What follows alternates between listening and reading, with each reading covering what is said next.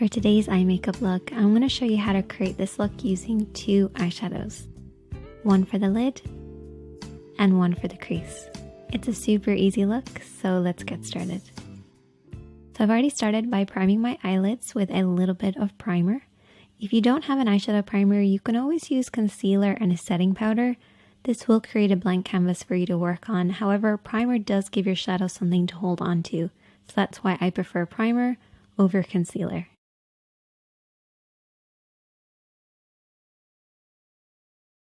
I'm first of all going to take that crease shade, which is a matte tone. And I'm going to take my blending brush. So you only need two brushes for this look, a blending brush and a flat brush. Starting with the blending brush, we're going to work this over and back into the crease of the eye. So the crease of the eye is where the eye creases into the eye shape.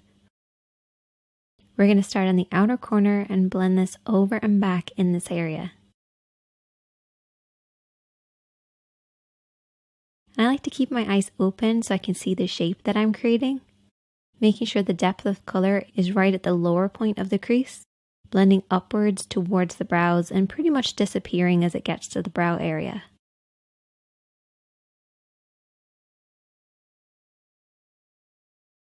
Take your time blending this over and back until you get the depth of color that you want.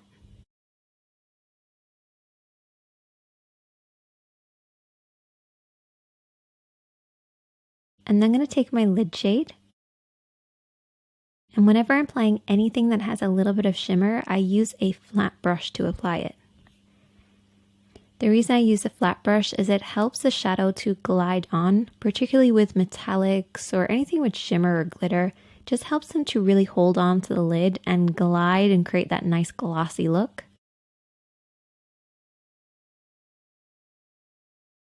You want to very slowly build this up, applying a little bit of shadow at a time until you get the depth of color that you want.